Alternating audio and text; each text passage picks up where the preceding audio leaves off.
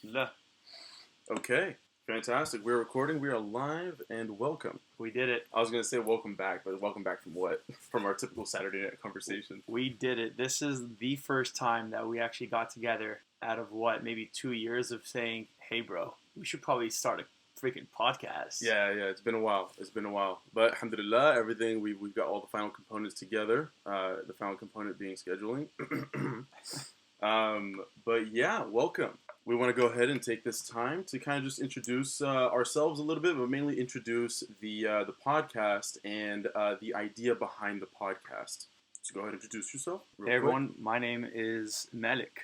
And my name is Bibi. I want to give you a quick insight about the reasoning behind why we decided, hey, let's start a podcast. It seems to be a trendy thing to do, but we don't care. Facts. With that being said, the name of the podcast that we went with, that we agreed upon, is The King of Average Podcast. And to give a quick rundown as to how we came up with the name, how the name was decided, it kind of dates back to when I was going through my high school athletic career, right? Without making the story too long, I was a hurdler. I ran track all 4 years of high school. And really, really quickly, I picked it up really well. And I almost was like a natural at it, right? Whether you talk about, going into high school, being decently tall, having a certain level of flexibility, whatever the case is, natural athleticism, whatever the case was. Really quickly, when I was introduced into hurdles and I slowly learned the form and technique, eventually season came around, and that first frosh off season, alhamdulillah, by the will of Allah, I went undefeated all season. Nice. Undefeated. Literally every single race in our league. I think just one of the races was like a close finish, but every single race after that was just like blowing them out the water, right? And so really, really quickly I recognized, hey, you know what? This is something for me. This is something that I can do for a while and become really, really good at. Slowly but surely, as high school went on, I became that guy, right? Synonymous with the word hurdle, you're always going to think of Bibi. It eventually got to a point where even the OC Weekly started putting my name in the newspaper, in the sports section, like on a weekly basis. I'm sure that was such a good feeling. Oh, it was insane, man. It was insane. You really, like, a lot of people talk about like their high school experience being like, oh my God, I hated high school, blah, blah, blah, blah. But for me, I had so much success in sports and then just in being a social guy and whatever. And it really elevated my high school experience, right? And so it got to a point where, and I'll be upfront and transparent about it, a little bit of arrogance crept in. Because you go from excited to confident to overly confident, and then arrogance starts to creep in. And it got to a point where I really started to believe and envision myself, and this isn't necessarily a bad thing, but I was just like, I'm the absolute best, and I'm going to be a Olympic hurdle gold medalist one day. Like, The vision was there. Yep. Right? Like your face is going to be featured on like a cereal box. 100%. That's actually a great analogy. 100%. I was convinced I was that guy. There's nobody better than me. And then slowly, as high school went along, and I continued to do well. Eventually, when I started competing in varsity, track and field, things took a little bit of a turn because within my league, within the schools that we competed against, it's like 5-6 schools that we just compete against during season. Every time we would have a track meet, they would see me and they already know. Bad day, right? This guy's going to absolutely kill it. He's going to win all his races, whatever the case is, And then slowly but surely, right when you get to a certain level of how good you become in your event, and you start getting invited to compete at invitationals, and these are either county-wide or even statewide, right? Basically the top of the top from every school all around California, all around Orange County. If they hit a certain qualifying time, boom, they're allowed to compete in this event. And it was one of those things. I remember the first time I ever went to one of these events, same thing, overly confident. I was like, let me focus on me, let me do my warm-up, and let me show these little kids what this is about, right? Next thing you know, you're in a heat of 7 different races, right? And you're like race number 2 or 3. Now, typically, they like to keep the best of the best runners in the last heat of the race, or the first. But the last heat, why? Because it keeps it saucy. You know what I mean? Some people compete, boom. And then people who are a little bit better, boom, they go next. Like, what was the most challenging race to overcome or to try to beat? Was it like black people? Was it I was going to say, are you making this racist? racist? Sorry, I had to... Yeah. For a second, I was just like, bro, we're not even there yet. Canceled. We'll talk about black people eventually. Yeah, because that was a huge downfall of your career. But go on. Yeah, this is all going in the edit. Yeah, Love it. Stays in. But yeah, they keep the fastest runners towards the end of the event, towards one of the last of the heats, they called them. So I found myself in like the first, second, or third heat where like typically the slow guys are, and I was like, "What the hell is this? Let me just let me show out a little bit. They don't know who I am." And then next thing you know, I compete in my race, and I'm like second to last, third to last. Oof. That's in my race alone. Now you're talking about 7 heats, right? You're talking about like 50 people competing in the same event, right? All of a sudden, me being second to last or third to last, it's not out of 8 people that I raced against. No, it's out of the 50 people. So all of a sudden, I'm like 30th best. I'm like, what the hell's going on? Like, this isn't what I'm used to. This isn't what I know of myself. And so what ended up happening was, after a couple of these invitationals, after a couple of these events, I would try to reconcile with myself. What did I do wrong? Did I not eat right? Did I not sleep right? Was my energy off? But I look at my timing and I'm like, this is some of the best timing I've ever ran. So it's like, I didn't necessarily do anything wrong. I just can't compete. And so I would go to practice the next week after these invitationals. And because of my failure mindset that I unfortunately developed in my upbringing, I immediately went from, hey, I'm the best at hurdles, to all of a sudden, I'm the absolute worst. Like, I am complete garbage in this sport. Like, I literally can't compete. And then I would have another track meet with one of the local schools that we compete against, and it's the same thing. I win my races. I'm first place all the way by a few seconds. Nobody can compete. Everybody from my school, everybody from the other school, the parents from my team, everyone, the coaches from my team, their team, everyone's giving me props, high fives, everyone's praising me. And so some part of me was like in this weird dilemma. Am I good? Am I actually garbage? You know what I mean? I don't want to be in denial and act like I'm the best anymore, right? But like, where's that balance? Where do I fit in, right? And slowly but surely I started to recognize, okay, you know what? For me to qualify for certain, invitationals and events, I would have to be above average. I would have to be good. I would have to excel in my event, right? So I'm not garbage, right? But anybody who is either a hurdler or not, or they're in track, or they're a parent or a coach or whatever, they will look at me and they wouldn't categorize me with the average, right? And everybody who is average or below, they would look at me as if I'm the king. And then because I like to put things into theories and concepts to kind of help my mind understand things in life better, I eventually came up with the phrase, all I am is the king of average. I'm not necessarily in that category of elites, of the best, the superlatives of the world, but I'm definitely not in the category where I fit in with everybody else. I'll blow everybody else out of the water, no problem, but I'm only a couple degrees above them. You know what I'm saying? And so eventually I started to expand on this whole concept, king of average, king of average, king of average. I tried to apply it to everything else in my life.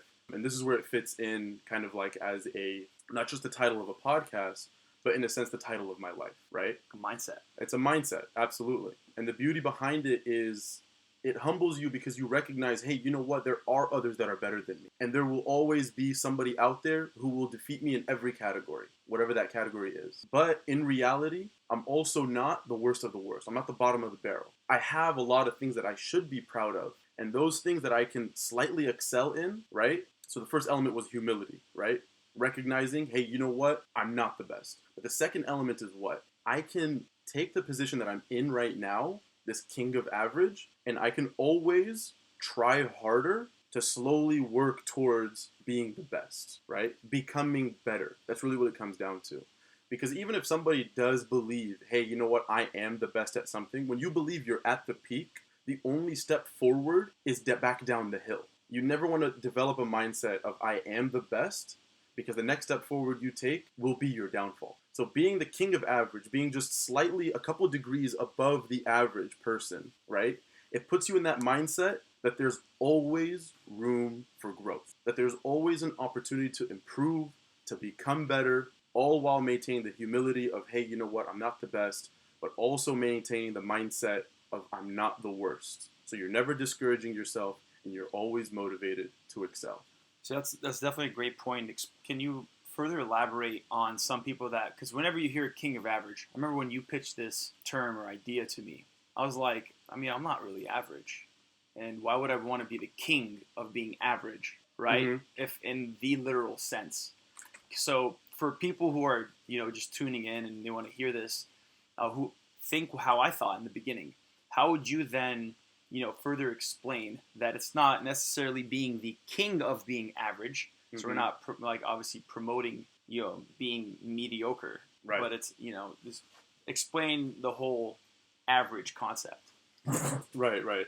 So I mean, I think that kind of just goes back to the point where it's like the people who are average or below, not necessarily saying like that's a negative thing, because everyone's in different places in life. But the people who were, let's say for example, on my track team, right? The people who were average or below, they didn't necessarily recognize that, hey, maybe BB is just a few degrees above. They always looked at me as though I was the best. They looked at me as we only know him as undefeated. We've never seen anybody do it faster. Nobody's form was better. And so the concept really comes down to not necessarily, remember, it's a place to put yourself in. You know what I mean? It's a place to put yourself in. I know I'm better at something. Ahead of the curve. I know I'm ahead of the curve, thank you. But I know there's a lot of room for growth.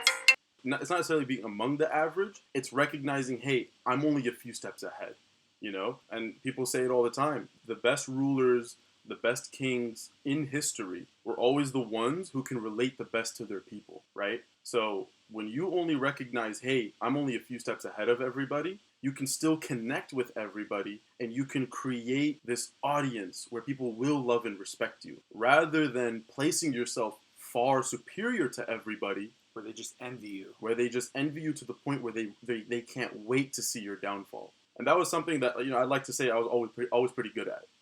I recognized my place, and even though there was a little bit of arrogance that creeped in when I was in the successful positions I was in on the hurdle team, it was always one of those things where it's like, even the brand new people to the team, I can joke around with them, I can connect with them. Slowly but surely, I kind of just gravitated towards the position of being team captain for the entire track squad, and so I was able to kind of like just move everybody in a positive with positive energy in a positive direction. I always made things fun, right? I think that's a huge component, because once again, you have to humble yourself. The whole point of being that close to average is understanding, dude, a few mistakes and you can fall off. A few mistakes and you can fall off, and you have to reset from the beginning. I mean, from what I'm understanding too, is like just the definition of average in general is that you're getting the median almost, right? From the best of the best and the lowest of the low. Absolutely. Right? Absolutely. So by being the king of average, you are obviously going to be the top 1%, top producer. At least that is going to be the goal, right? Not necessarily mean that like, it's like, I feel like also too is just adapting the student mentality, right? You're not the master. 100%. Yeah. Even if you feel at one point or many times in your life that you are the master, you feel like you are that guy. I feel like with at least being king of average, having humility, like, you know what, there may be someone better than me. Right. I cannot let the foot off the gas. Like, right. I have to keep on going. I have to keep on training. And I mean, if you look at successful people like, role models like Kobe. Right. Right. The guy would train how many times a day? The guy would take how many shots? Just constant repetition until like he was artful. And I could definitely say the same thing with how I was. I played a lot of volleyball growing up. Being tall, it was either basketball or it was either volleyball. My parents grew up playing volleyball, so I was like, you know what? Yeah. That was my influence. Get that Tunisian side of you. There you go. I was like, I'm definitely playing volleyball. For sure. And, I feel like because of that natural passion, because I linked it to my parents, I was able to excel at it, right? Right. And, being tall definitely helps with being, an attacker and so on. But definitely, I feel like high school was killer, definitely crushing it for the most part. And then you go to college and oh, man, you're there like, I still remember the first day trying out. And I'm like, oh, man, I got this. These guys don't know who's just walked into the gym. Right. And I'm seeing people who are shorter than me, jumping way higher than me, spiking the ball, blocking the ball, reading the court, knowing all the plays. Their IQ was just ridiculous. It's very humbling. I was like, oh my god, Yeah. I am in a different caliber. So it was definitely like a learning moment for me of humility. It's just be quiet and listen. Right, and learn right. from all these people who are way greater than you. 100%. So beyond the name, kind of like the reason why this is kind of the theme of the entire podcast is because Matic and I, we've known each other for since the sixth grade. Sixth grade, yeah. And slowly but surely over the years, the friendship develops, and it becomes one of those things where it's like they say after 8 years, you're friends with somebody forever. So I'm kind of stuck with him for a while now. But nah. But over the years, one of the things I started to recognize is, when you're younger and you get out of high school, you go into early college, and you even, you get towards finishing college. It's somewhere right around finishing college and a little bit after that, you really start to recognize, I need to be selective with who I spend my time with. Yep. Right? And even though, mashallah, Madic's a fun guy, he's always fun to be around. He's funny, he's witty, whatever the case is. Hit him up. It also became one of those things where it's like, sometimes we would sit down and have conversations that would explore different perspectives. It would be conversations about growth. It would be conversations about, hey, maybe you should do this to improve. Hey, check out this one thing I'm doing because it's like a sick financial opportunity, or whatever the case is. And so it became a thing where it's like, beyond just being close friends, we really found ourselves helping each other grow as individuals. So also, like, I'd add on top of this, I mean, going through college in general, I'm pretty sure I could possibly even speak on your behalf as well, and many other people too have gone through college. We're like, people ask us, I used to hate when people used to ask me, so what do you want to do with this?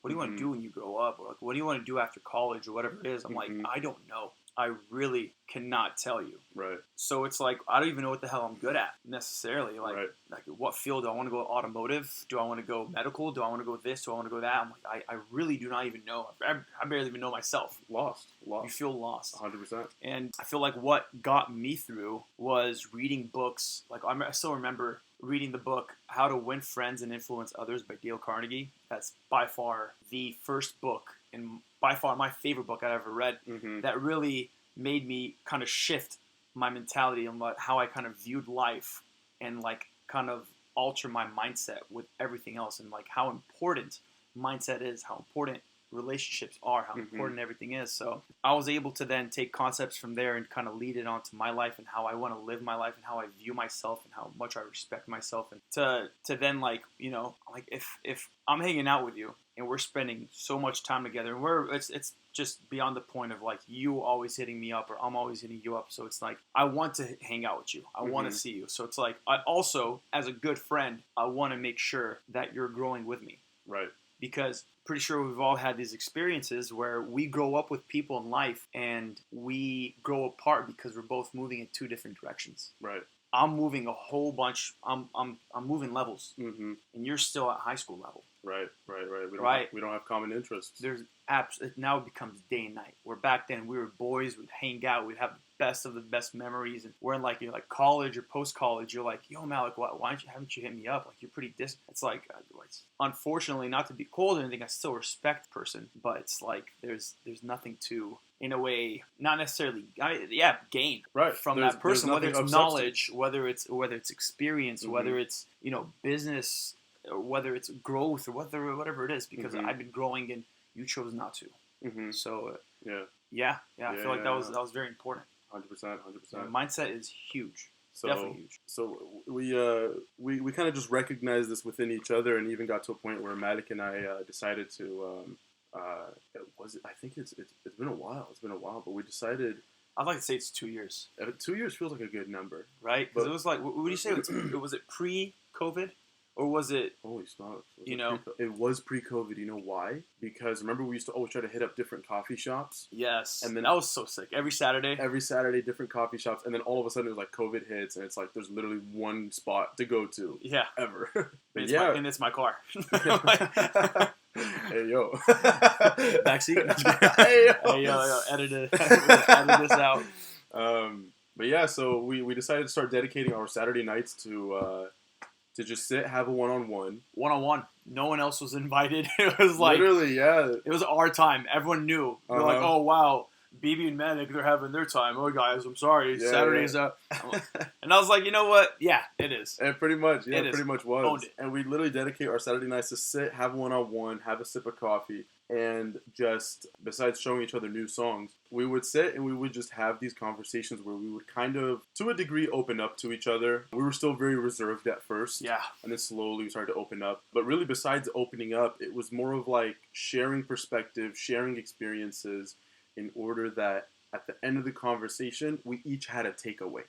We each can go back home, wake up the next morning extra motivated. Wake up the next morning having learned something new to apply to our life. And so eventually we decided, you know what? We really benefit from this. This is really fun for us. This is really good for us. Why don't we start something where we can have these conversations one-on-one, have a good time, but other people can benefit as well? So one of the main purposes behind the King of Average podcast is because we would love for people to tune in, listen to what it is we have to say. We don't have all the answers. We're not going to act like we're, gurus of all aspects of the world. We definitely don't have all the answers. We definitely don't. Right. But just when it comes down to the mindset that we both live by, the perspective that we can share, it can help us put ourselves, as well as everybody else listening, in a position where we can constantly be in a growing phase. We can constantly find new opportunities to improve our spiritual health, our mental health, physical health, find new opportunities in business. And really one of the biggest things is improvement in character.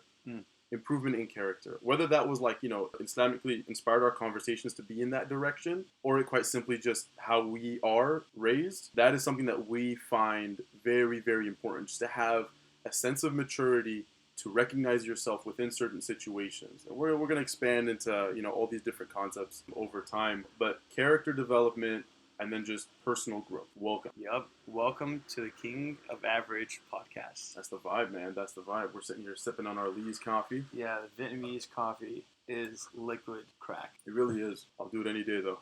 Crack? Exposed.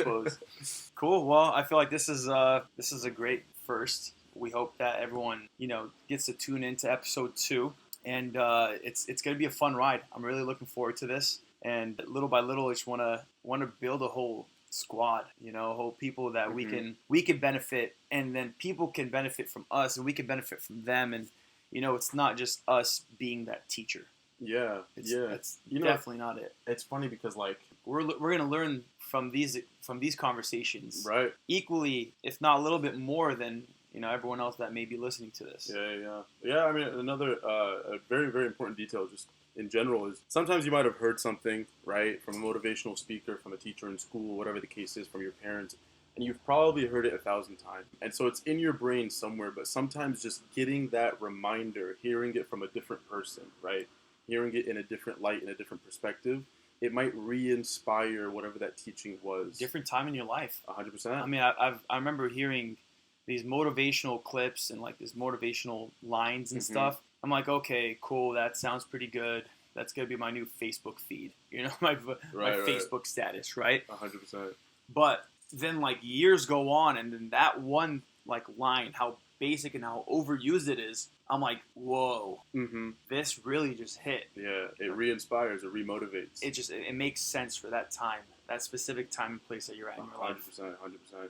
And I'll be honest, I kind of shied away from this idea of, in a sense, putting content out there or whatever the case is. And the reason why is because, to be completely honest with you, I find it kind of cringy. And some part of me is also just who the hell do you think you are to try to teach others or whatever? But one of the things that I recognize, because we started having these conversations with other people, it almost feels like Matic and I were just having a one-on-one, but some of our other homies would be in the conversation, and if they're younger guys as well, they would just be it literally got to a point where sometimes they would be you guys should start a podcast together, and we're just bro, it's really funny that you say that. But it got to a point where it's let me put my ego aside, and if I can inspire one person, you know what I mean, to make a change in their life for the better, 2 people, 10 people, hopefully 1,000, hopefully 1,000,000 people, right?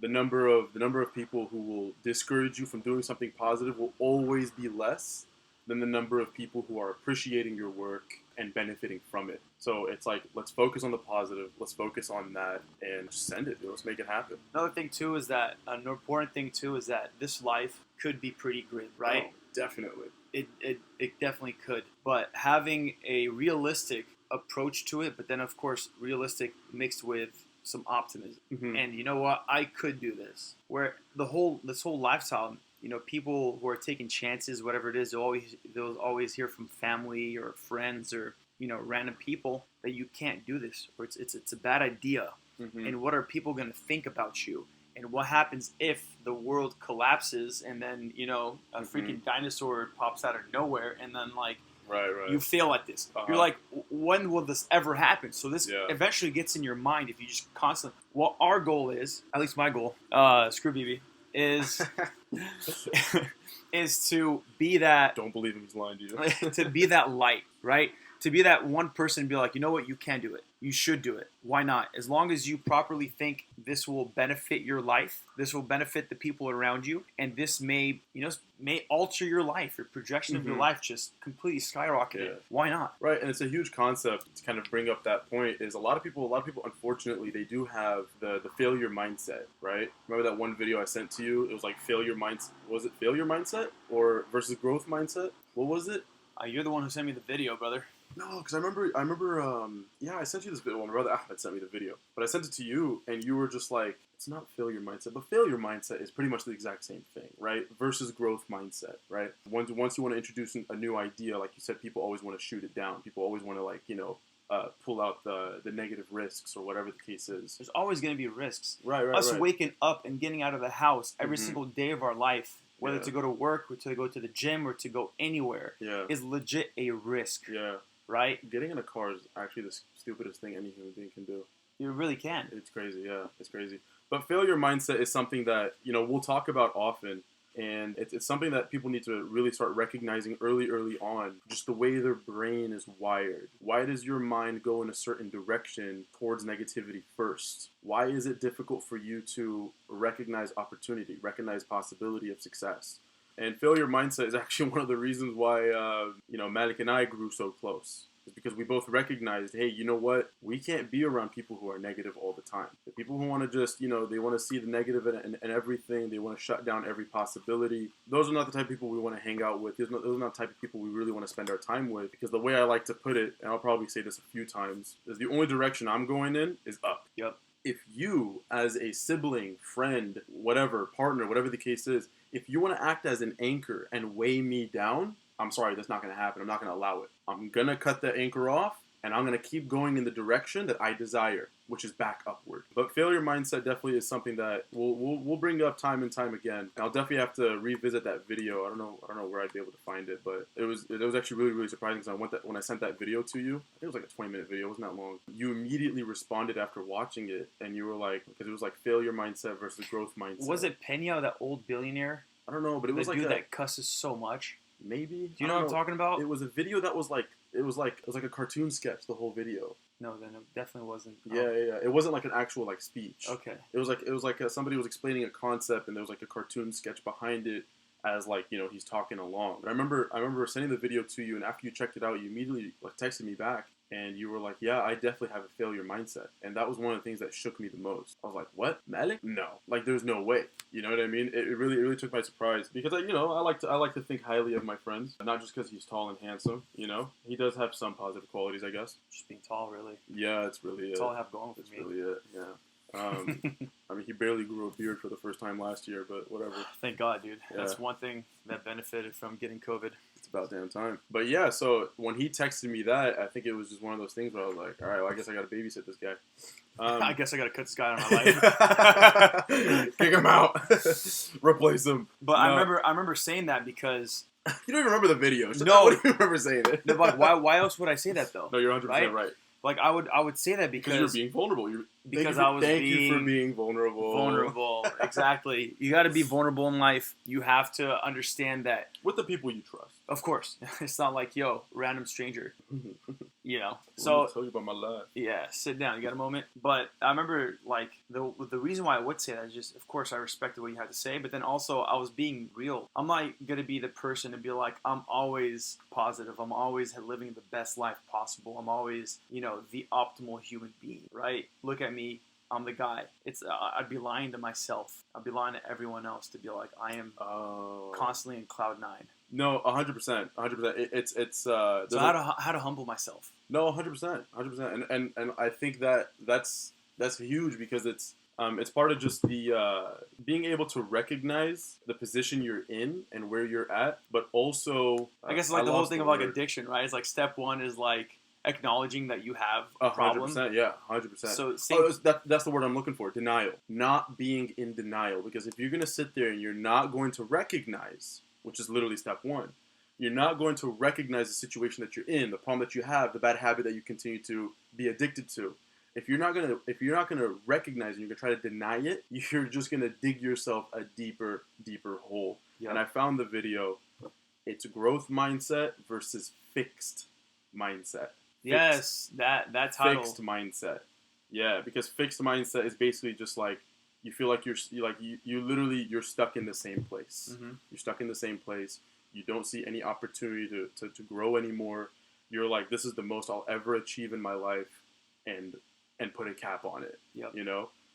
So fixed mindset, failure mindset, we'll be talking more about those. But it's a huge concept to recognize and try to avoid over time. Yep. Well, I mean, I feel like this has been exciting just so far, and I'm looking forward to talking more. I'm looking forward to, getting a couple people in the comment section, just, us answering any questions or us getting to know everyone. It's building a whole squad. So instead of us two, now it's going to be us plus whoever is, tuning in or subscribed or whatever it is. So I feel like this is exciting. This is definitely exciting. We've been wanting to do this for a while. For like 2 or 3 years. Yeah. And it was always next week. It literally was. I remember like a year ago, I was like, I bought 2 microphones. I tried to just force him to pay me back for it, and like we still didn't do anything yet. Yeah, so I mean, it really, no, you paid me for it. No, I'm kidding. I'm like backing you up. No, we tried to put like some affirmative action to it, but really what it was just the ignorance of the technological ignorance that both of us have. We just didn't know how to set it up to really run it. Yeah, so, who knew it was so freaking easy? Yeah, who knew? But nonetheless, we appreciate y'all for tuning in, and we're hoping to do this on a consistent basis, and we would definitely love to see this grow. Yeah, let's do it. All right. Good talking to y'all. We'll see you guys next time.